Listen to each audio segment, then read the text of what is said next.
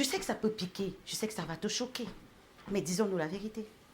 C'est parce que tu ne comprends pas qui tu es que tu continues à mener une vie qui n'est pas digne de la personne que tu dois être. Donc voilà, je vais faire une série de vidéos qui parlent des signes qui montrent qu'un homme est égaré ou qu'il est perdu.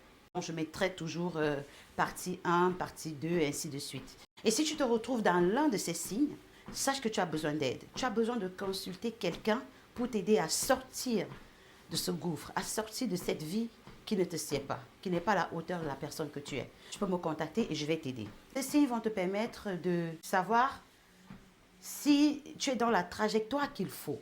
Alors, le premier signe qui montre que tu es perdu, c'est que tu es têtu. Tu es têtu, on dirait le mauvais esprit. Tu aimes aller contre la loi. Tu aimes faire des choses à contresens, alors que ça ne te fait pas du bien. C'est-à-dire que quand on décide, par exemple, d'être fidèle, toi tu décides d'être infidèle. Tu n'écoutes personne.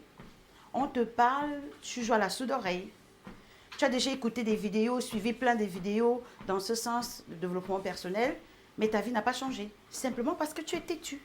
Ça veut dire qu'en réalité, tu as un esprit de rébellion qui te fait repousser ou refuser tout ce qui peut te faire avancer. Et de manière inconsciente, tu ne sais pas que ça ralentit ta vie masculine. Je parle et puis tu en feras ce que tu veux. Le deuxième signe, c'est que tu n'as pas la notion de l'honneur.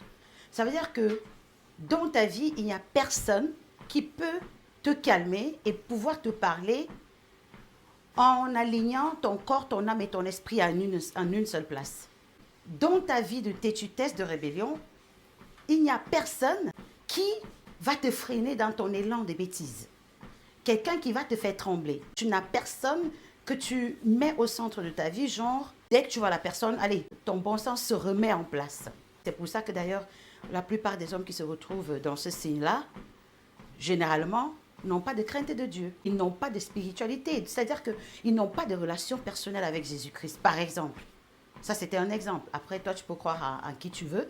Mais si tu avais au moins cette crainte d'un être suprême, tu aurais eu aussi quelqu'un dans ta vie qui puisse te faire mettre pause à chaque fois que tu veux t'égarer. Le troisième signe, c'est que tu as des abonnements de pornographie. Des CD, des vidéos que tu télécharges. On te voit charismatique, sauf qu'après le boulot, tu mates le porno. Tu es perdu, mon frère. Tu es vraiment perdu. Tu peux bien diriger tes entreprises, tu peux fructifier de l'argent, trouver de l'argent, avoir tout ce que tu veux, sauf que cette partie-là te malmène encore.